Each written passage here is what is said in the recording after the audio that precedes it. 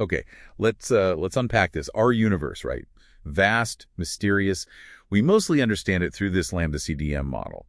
But what if there are cracks showing in that foundation? Maybe something we've kind of overlooked holds the key. That's exactly what we're diving into today. Yeah, we're looking at a really fascinating new paper. It's titled A Novel Approach to Cosmological Nonlinearities as an Effective Fluid.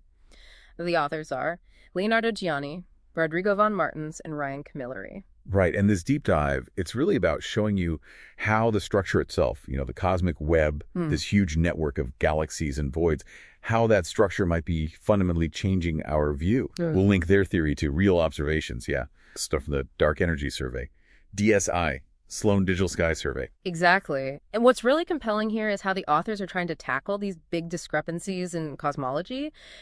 Different ways we measure the universe's expansion rate, they don't quite line up. That's the Hubble tension. And then the universe looks, well, lumpier, more clustered than our standard model predicts. That's the sigma-8 tension. These are pretty significant issues, real cracks. Okay, so instead of, hunting for new particles or tweaking gravity, which is what you often hear, this paper says, what if the universe's lumpiness itself is the answer?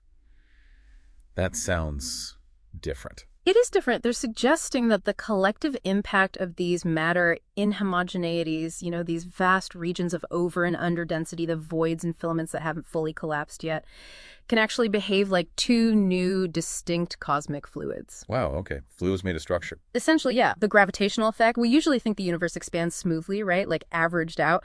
But these lumpy structures, especially the really big ones still forming, they create these subtle gravitational stresses and strains. It's called cosmological backreaction. Backreaction. It's basically the universe's own structure pushing back, influencing the overall expansion. Now, things like fully formed galaxy clusters, their effect is pretty small, mostly negligible on the grand scale. But this research, it focuses on the larger structures, the ones still evolving. That's a really profound shift in thinking. So, okay, they've got this theoretical idea. The universe's structure acts like an active fluid. How on earth did they test that? It sounds incredibly complex. Well, they did the hard work. They carefully folded this concept into the Friedmann equations. Those are the main equations describing cosmic expansion. And then the crucial part, they tested it against actual observational data, real-world measurements. What kind of data? Top-tier stuff. They used Type Ia supernova observations from the DSY-5 dataset, our best standard candles for measuring cosmic distances.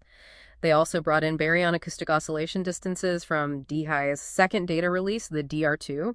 Those act like cosmic rulers imprinted in the early universe. Okay. And also F's sigma-8 measurements, mainly from the Sloan Digital Sky Survey, which tell us directly how clumpy the universe is right now. Right, so they threw the kitchen sink at it, data-wise. Yeah. And did the cosmic soup idea, did it actually hold up? It really did, remarkably well, actually. What's potentially so powerful here is that this approach might, just might, bring the early and late universe measurements back into agreement. It provides an excellent fit to all that data we just mentioned, the supernovae, the BAO, the F sigma 8. So let's break that down. What does this really mean for you listening? It suggests that focusing on this backreaction, treating the universe's own lumpiness as an active player, could actually solve both the Hubble and the sigma-8 tensions. That's huge. It is potentially huge. And it even gives a different angle on things like dynamic dark energy, right? Yeah. Hinting maybe that mysterious force accelerating expansion isn't perfectly constant. Precisely.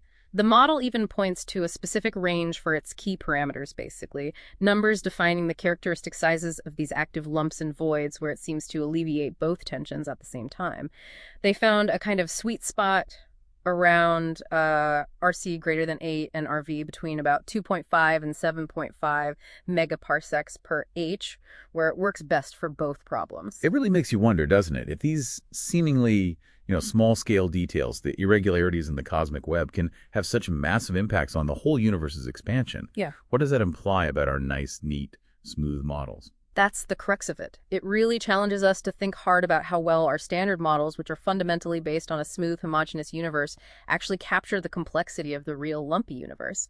This gets right to the heart of something called the fitting problem in cosmology. How well does our simplified model truly fit the messy reality? Something significant to mull over. Definitely something to think about until our next deep dive.